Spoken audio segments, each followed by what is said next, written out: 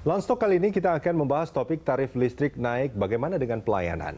Ya, dan bersama kita sudah hadir narasumber Ketua Harian YLKI, Mas Tulus Abadi, dan kita juga mencoba mengonfirmasi hal tersebut nantinya dengan pihak PLN. Sebelum membahas lebih lanjut, kita saksikan dulu paket berikut ini.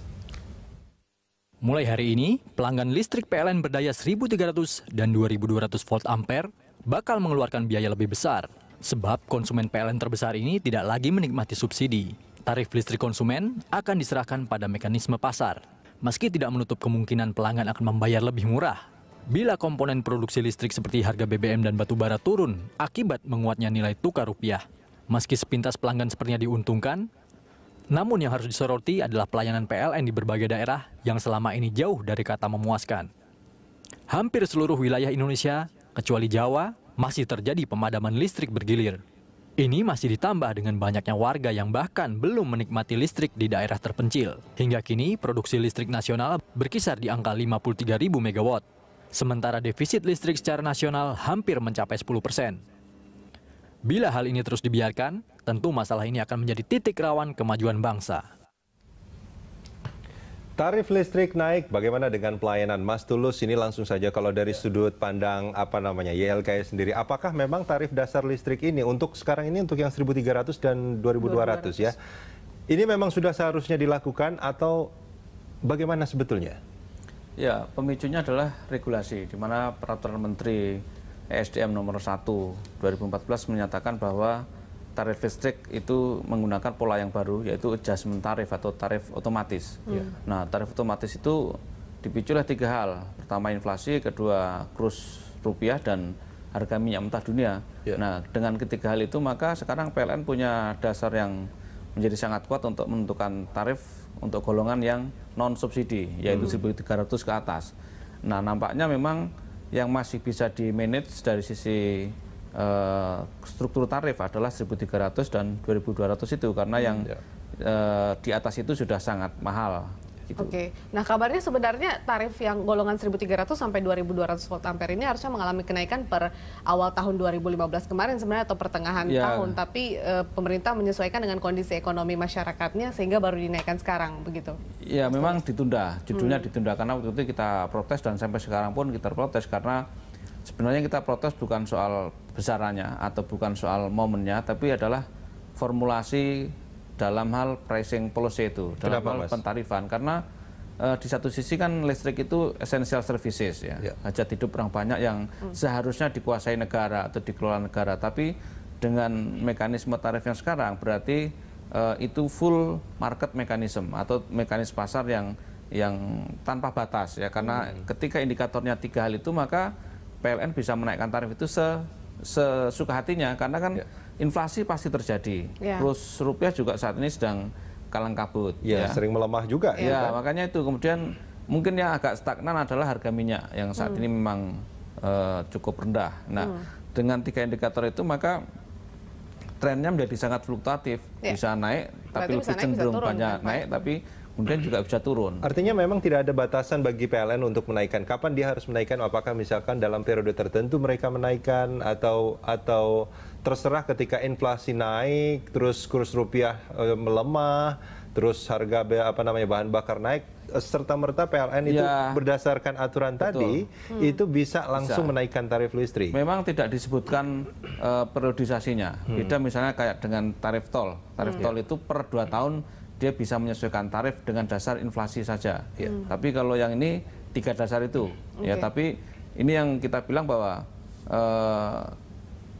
seharusnya tarif listrik yang notabene hajat hidup orang banyak itu tidak full diserahkan kepada mekanisme pasar, bahwa tarif itu memang sangat terpengaruh oleh adanya kurs rupiah atau adanya harga minyak mentah dunia, itu ya. Tapi mestinya negara tetap harus mengintervensi untuk mengatur dalam hal kebijakan tarif ya. Baik, Mas, seberapa signifikan sebenarnya untuk golongan 1.300 sampai 2.200 volt ampere ini membutuhkan intervensi pemerintah sebagai stabilisator? Mengingat bahwa kita tahu ada golongan 450 sampai 900 volt ampere yang itu dikatakan memang benar-benar sangat membutuhkan subsidi dari pemerintah. Kalau untuk golongan ini bagaimana, Mas? Ya, sebenarnya ini bukan konteks subsidi semata ya. Memang 1.300 itu kan sudah 2 tahun terakhir ini sudah tidak disubsidi, sudah full cost recovery.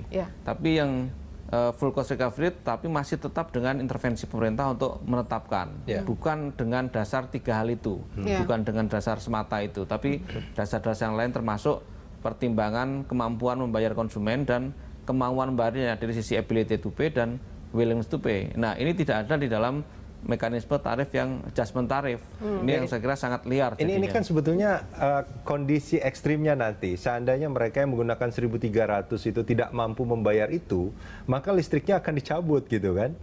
Iya, kalau tidak mampu pasti akan dicabut semua. Pasti akan dicabut kalau nunggak kan gampang. Iya, dan itu pasti akan banyak sekali orang yang kesal karena itu sebetulnya. Karena sebenarnya khususnya yang 1.300 itu kan sebenarnya gray area. Ini status yang rentan sebenarnya. Karena waktu itu PLN dan pemerintah itu sempat membatasi dengan sangat ketat penyambungan 900 volt ampere bahkan 450, sehingga yang tersedia hanyalah 1.300, sehingga tidak ada pilihan. Sehingga walaupun dia orang tidak mampu misalnya dengan income yang pas-pasan atau dia tidak butuh 1.300 volt ampere, tapi terpaksa mengambil 1.300 karena memang tidak ada pilihan, sementara dia butuh listrik. Nah, mestinya ini juga menjadi bagian direview dulu, ya sebenarnya harus dipetakan sebenarnya yang memang mampu 1.300 itu siapa dan sebenarnya yang terpaksa siapa, karena dalam waktu dekat itu pun kalau kemarin tidak ditunda per 1 Januari itu pemerintah kan sebenarnya mau menghilangkan subsidi di golongan 900 volt ampere juga, paling tidak 50% akan dihilangkan. Nah, artinya golongan 900 itu akan direview. Kalau dia 900 tapi kok kelihatan mampu, dia akan ditetapkan dengan status baru 1.300 atau tarifnya non ekonomi, atau sebaliknya yang 900 tapi masih dianggap memang tidak mampu tetap mendapatkan subsidi. Ya. Nah, ini kan menarik, Faye. Kalau kita bicara soal listrik ini yang tadi dikatakan sebagai itu hajat hidup orang banyak. Terus kalau undang-undang kita, konstitusi itu kita kan mengatur sangat jelas gitu di pasal 33. Apa namanya kekayaan alam yang yang dikandung oleh bangsa ini itu dikuasai oleh negara dan harusnya digunakan sebesar-besarnya untuk kemakmuran rakyat, termasuk listrik itu menurut saya itu adalah sesuatu yang menjadi hajat hidup orang banyak gitu kan. Dan harusnya negara menggunakan itu untuk sebesar-besarnya kemakmuran masyarakat. Dan sekarang kalau digunakan misalkan menggunakan mekanisme apa tadi seperti pasar seperti itu kalau kita bicara pasar itu kan supply and demand, terus juga ada komponen-komponen yang membentuk harga segala macam. Dan lagi kalau kita bicara soal pasar tidak ada kompetisinya di situ, maka harga itu betul-betul sangat monopolistik di situ kan. Ya, ini kan menjadi ironi kan, menjadi ironi sekali ketika di satu sisi pricing policy-nya mekanisme pasar, tapi pemainnya tunggal. Ya, memang ada pemain-pemain kecil, tapi sangat tidak signifikan dibanding dengan kapasitas itu yang PLN. namanya monopolistik kan, karena memang tidak ada kompetisi sebetulnya. Ya justru itu. Tapi bukannya pemerintah juga kemudian mengambil langkah seperti ini karena dari pemerintah sendiri ingin agar subsidi yang diberikan kepada masyarakat itu tepat sasaran nantinya. Nah, ini sudah tidak ada subsidi. Ya. Jangan lupa golongan ini sudah tidak disubsidi lagi. Jadi memang maksud saya untuk 450 sampai 900 volt ampere itu masih bisa kemudian mereka menggunakan itu, tapi harus menggunakan kartu miskin. Itu rencananya per Januari 2016. Ya, tetapi ini target antara saja kalau kita baca mappingnya ya, karena tadi saya katakan 2016 golongan 900 sudah di-cut 50% tidak mendapatkan subsidi. Ya, saya menghitung kalau tagihannya golongan 900 dicabut subsidinya itu akan mengalami kenaikan 250% dari tarif semula. Nah, itu nanti tahun berikutnya pasti akan dihabisi dan target berikutnya adalah golongan 450 volt ampere. Bahwa subsidi listrik yang notabene masih subsidi energi dan itu energi fosil, memang sebenarnya itu sangat berat ya dari sisi finansial maupun dari sisi lingkungan dan kebijakan energi. Tapi negara tetap harus hadir. Kalau menurut Mas Tulus sendiri, kenapa kebijakan ini yang diambil? Ya lebih pertimbangan yang pro pasar ya. Ada struktur biaya yang memang harus ditanggung di satu sisi, dan di sisi lain saya melihat ada sesuatu yang agak liar ya, dalam arti gini, kalau nanti semua sudah full cost recovery bahkan sudah market mechanism, itu saya punya dugaan kuat akan diprivatisasi PLN ya. Karena apa? Karena memang selama ini kan sebenarnya ide untuk memprivatisasi itu sudah sangat kuat, bahkan waktu itu sudah sempat dilegalisasi dengan sangat komprehensif dengan undang-undang listrik yang tahun 2002. Loh, namanya bukannya memang sudah menjadi PT sekarang, Mas? Iya. Bukan hanya sekedar PT, tapi diprivatisasi nanti ada pemain-pemain PLN yang baru atau di bahasa listriknya di unbundling ya, dipecah-pecah. Okay. Nah, waktu itu dilalah memang kemudian undang-undang yang baru waktu itu dibatalkan oleh MK secara full.